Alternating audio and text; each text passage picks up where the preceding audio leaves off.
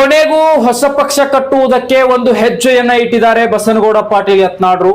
ಯಾವ ಹೆಜ್ಜೆ ಅಂದ್ರೆ ಹೊಸ ಕಾರನ್ನ ಖರೀದಿ ಮಾಡಿದ್ದಾರೆ. ಆ ಕಾರಿನಲ್ಲೇ ರಾಜ್ಯದೆಲ್ಲೆಡೆ ಪ್ರವಾಸ, ಹನುಮಂತನ ಆಶೀರ್ವಾದ ತೆಗೆದುಕೊಂಡಿದ್ದಾರೆ. ಇದೆಲ್ಲವನ್ನು ನೋಡ್ತಾ ಇದ್ರೆ ಹೊಸ ಪಕ್ಷ ಖಚಿತವಾಗ್ತಾ ಇದೆ. 2028ರ ಚುನಾವಣೆಯಲ್ಲಿ ಅಂದ್ರೆ ಇನ್ನೆರಡು ವರ್ಷಗಳ ಕಾಲ ಸತತವಾಗಿ ಬಸನಗೌಡ ಪಾಟೀಲ್ ಯತ್ನಾಳ್ ಅವರು ಹೊಸ ಪಕ್ಷ ಕಟ್ಟಲಿಕ್ಕೆ ಎಲ್ಲ ತಯಾರಿಗಳನ್ನು ಮಾಡಿಕೊಳ್ತಾ ಇದ್ದಾರೆ. ಇನ್ನು ಕೆಲವರು ಬಸನಗೌಡ ಪಾಟೀಲ್ ಯತ್ನಾಳ್ ಅವರಿಗೆ ಪ್ರಶ್ನೆಗಳನ್ನ ಮಾಡ್ತಾ ಇದ್ದಾರೆ, ಯಾವಾಗ ಕಟ್ತೀರಾ ಪಕ್ಷ, ಯಾವಾಗ ಕಟ್ತೀರಾ ಅಂತ. ಅದಕ್ಕೆ ಅವರು ಕೂಡ ಒಂದು ಉತ್ತರವನ್ನ ನೇರವಾಗಿ ಹೇಳಿದ್ದಾರೆ. ಜನ ಮರ್ತೋಗ್ತಾರೆ, ಜನರ ಮೈಂಡ್ ಬಹಳ ಶಾರ್ಟ್ ಟೈಮಿಂಗ್ ಇದೆ. ಸೊ ಹಾಗಾಗಿ ಜನರು ನೆನಪಿಟ್ಕೋಬೇಕು, ಆ ರೀತಿ ಸಮೀಪಕ್ಕೆ ಹೋದು ಎಲೆಕ್ಷನ್ ಸಂದರ್ಭದಲ್ಲಿ ನಾನು ಹೊಸ ಪಕ್ಷ ಕಟ್ತೀನಿ, ಈಗಲ್ಲ ಅನ್ನುವಂತ ಒಂದು ಸಂದೇಶವನ್ನು ಕೂಡ ಕೊಟ್ಟಿದ್ದಾರೆ. ಆದ್ರೆ ಕಾರಲ್ಲಿರುವಂತಹ ಸ್ಪೆಷಾಲಿಟಿಗಳನ್ನ ನೋಡಿದ್ರೆ ಬೆಡ್ರೂಮ್ ಇದೆ, ಮಲ್ಕೊಳ್ಬಹುದು, ಕುತ್ಕೋಬಹುದು, ಟಿವಿ ನೋಡ್ಬಹುದು, ಮುಖ ತಕ್ಕೋಬಹುದು. ಏನ್ ನೋಡಿ ಎಲ್ಲಾ ರೀತಿ ಅಂದ್ರೆ ಪ್ರವಾಸ ಅಂದ್ರೆ ಮನೆಯಲ್ಲಿ ಹೆಂಗಿರತ್ತೋ ಹಂಗೆ. ಸೊ ಆ ರೀತಿ ಆದಂತಹ ಒಂದು ಸ್ಪೆಷಾಲಿಟಿ ಕಾರನ್ನ ತೆಗೆದುಕೊಂಡಿದ್ದಾರೆ ಬಸನಗೌಡ ಪಾಟೀಲ್ ಯತ್ನಾಳ್ ಅವರು, ಹಿಂದೂ ಫೈರ್ ಬ್ರ್ಯಾಂಡ್. ಬಹುತೇಕ ಇನ್ನ ಮೇಲೆ ಹೊಸ ಪಕ್ಷ ಕಟ್ಟೋದಕ್ಕೆ ತೀರ್ಮಾನ ಮಾಡಾಗಿದೆ ಅನ್ನೋದು ಗೊತ್ತಾಯ್ತು. ಇನ್ನೊಂದು ಕಡೆ ಬಸನಗೌಡ ಪಾಟೀಲ್ ಯತ್ನಾಳ್ ಅವರಿಗೆ ಹೊಡೆತ ಬೀಳ್ತಾ ಇರೋದು ಎಲ್ಲಿ ಅಂದ್ರೆ ಈ BSY ಯಡಿಯೂರಪ್ಪನವರು ಏನ್ ಅಭಿಮಾನೋತ್ಸವ ಅಂತ ಮಾಡ್ಕೊಂಡ್ರಲ್ಲ, ಈ ಅಭಿಮಾನೋತ್ಸವದಲ್ಲಿ ಕೂಡ ಬಸನಗೌಡ ಪಾಟೀಲ್ ಯತ್ನಾಳ್ ಅವರಿಗೆ ಸೊ ಗೊತ್ತಾಯ್ತು ಬಹುತೇಕ ಇನ್ನು ಬಿಜೆಪಿ ಕರ್ಕೊಳ್ಳೋದಿಲ್ಲ ಅಂತ. ಯಾಕಂದ್ರೆ ಈ ಅಭಿಮಾನೋತ್ಸವದಲ್ಲಿ ನರೇಂದ್ರ ಮೋದಿಜಿಯವ್ರು ಬಂದ್ ಭಾಗಿಯಾದ್ರು, ಅಮಿತ್ ಶಾ ಅವ್ರು ಬಂದ್ ಭಾಗಿಯಾದ್ರು, ಲಕ್ಷಾಂತರ ಜನ ಬಂದಿದ್ರು, ಎಲ್ಲರೂ ಬಂದಿದ್ರು.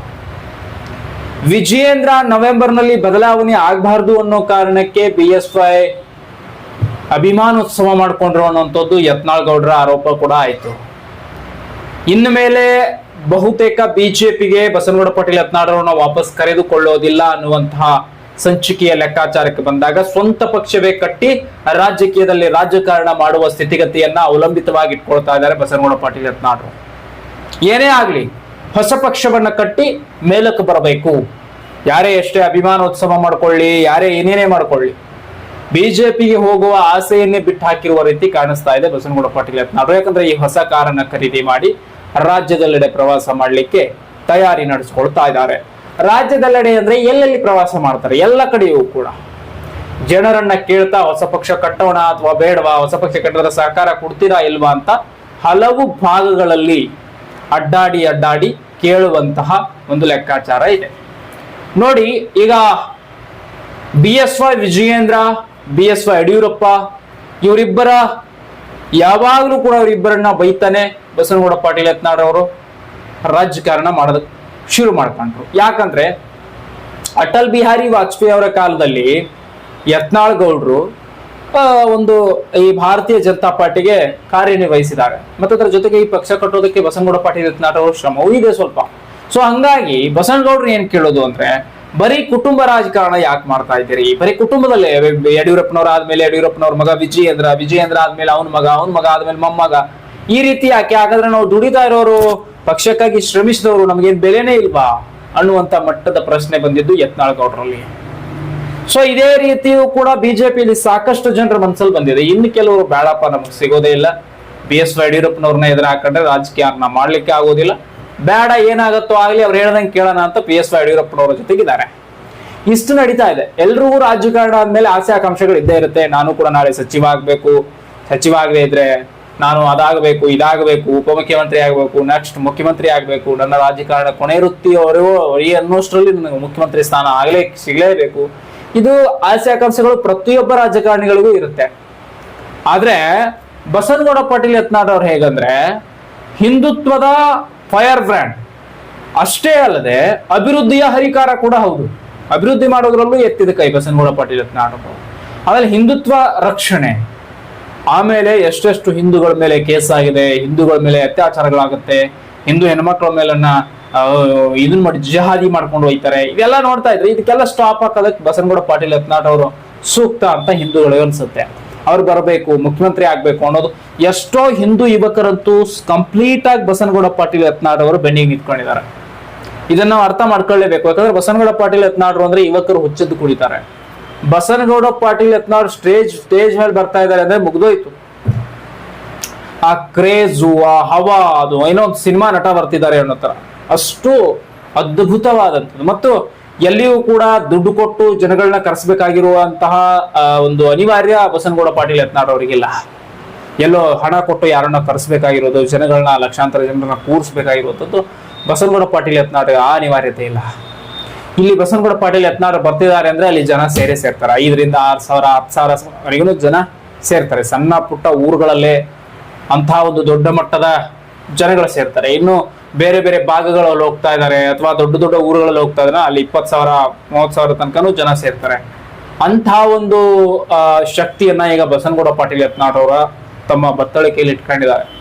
ಈಗ ರಾಜ್ಯದೆಲ್ಲೆಡೆ ಇದೇ ಬೆಡ್ರೂಮ್ ಇರುವಂತ ಹೊಸ ಕಾರ್ನಲ್ಲಿ ಪ್ರವಾಸ ಮಾಡಿ ಜನಗಳ ಜೊತೆಗೆ ಬೆರೆತು ನಾನು ಮುಖ್ಯಮಂತ್ರಿ ಆಗ್ಬೇಕು ಅನ್ಕೊಂಡಿದ್ದೀನಿ, ನಾನು ಹೊಸ ಪಕ್ಷ ಕಟ್ಟಬೇಕು ಅನ್ಕೊಂಡಿದ್ದೀನಿ, ಇದಕ್ಕೆ ನಿಮ್ ಸಹಕಾರ ಹೇಗಿದೆ ಅಂತ ಕೇಳುವ ಲೆಕ್ಕಾಚಾರದಲ್ಲಿ ಬಸನಗೌಡ ಪಾಟೀಲ್ ಯತ್ನಾಳ್ ಅವರು ಹೋಗ್ತಾ ಇರೋದು. ಒಂದು ಕಡೆ BS ಯಡಿಯೂರಪ್ಪನವರ ಮಗ ವಿಜಯೇಂದ್ರ ಅಧಿಕಾರದಿಂದ ಕೆಳಗಿಳಿಯೋದಿಲ್ಲ, ಬೇರೆ ಯಾರಿಗೂ ಕೂಡ ಅವಕಾಶ ಕೊಡೋದಿಲ್ಲ, ಇಲ್ಲಿ ನಮ್ಮ ಅಪ್ಪ ಆದ್ಮೇಲೆ ನಾನೇ ಅಂತ BS ವಿಜಯೇಂದ್ರ ನಿಂತ್ಕೊಂಡ್ರೆ, ಈ ಕಡೆ ಬಸನಗೌಡ ಪಾಟೀಲ್ ಯತ್ನಾಳ್ ಅವರು ಮಾತ್ರ ನಾನ್ ಬಿಡೋದಿಲ್ಲ, ಅಲ್ಲಿ BS ವಿಜಯೇಂದ್ರ ಇದ್ರೆ ಅಲ್ಲಿ ಯಾರು ಹೋಗ್ತಾರೆ, ನಾನು ಹೋಗೋದಿಲ್ಲ. ಯತ್ನಾಳ್ ಅವರ ಲೆಕ್ಕಾಚಾರ ಇದು, ನಾನು ಹೋಗೋದಿಲ್ಲ ಅಂತ.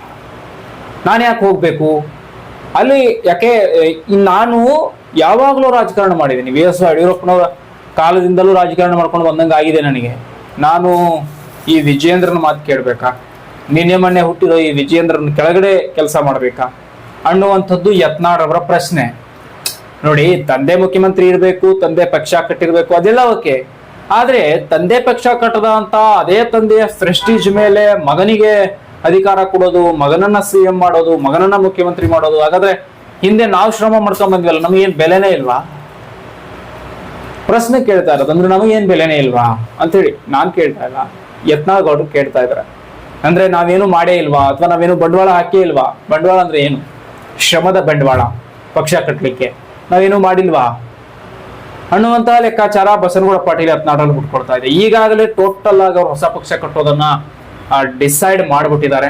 ಹೊಸ ಪಕ್ಷ ಕಟ್ಟೇ ತೀರ್ತೀನಿ ಅನ್ನುವಂತಹ ಡಿಸೈಡ್ಗಳು ಕೂಡ ಆಗಿದೆ. ಒಟ್ಟಲ್ಲಿ ಹೊಸ ಪಕ್ಷ ಕಟ್ಟಿ ಬಸನಗೌಡ ಪಾಟೀಲ್ ಯತ್ನಾಳ್ ರಾಜ್ಯದೆಲ್ಲೆಡೆ ಪ್ರವಾಸ ಮಾಡ್ಲಿಕ್ಕೆ ಶುರು ಮಾಡೋರಿದ್ದಾರೆ. ಅದಕ್ಕಾಗಿ ಹೊಸ ಕಾರನ್ನು ಕೂಡ ಖರೀದಿಸಿದ್ದಾರೆ. ಹೊಸ ಕಾರು, ಹೊಸ ಪಕ್ಷ ಸದ್ಯದಲ್ಲೇ ರಾಜ್ಯದೆಲ್ಲೆಡೆ ಪ್ರವಾಸ ಮಾಡುತ್ತೆ.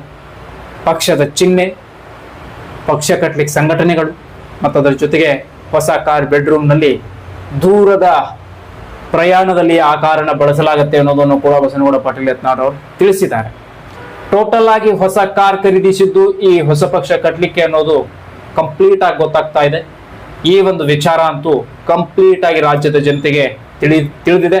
ಸೊ ಹೊಸ ಪಕ್ಷ ಕಟ್ಟುವುದು ಯತ್ನಾಳ್ ರವರ ಪಕ್ಷ ಖಚಿತವಾಗಿದೆ. ಬಿಜೆಪಿಗೆ ಬಹುತೇಕ ಯತ್ನಾಳ್ ಅವರು ಹೋಗೋದಿಲ್ಲ ಅನ್ನುವಂತ ನಿಟ್ಟಿಗೆ ಬಂದಿದೆ.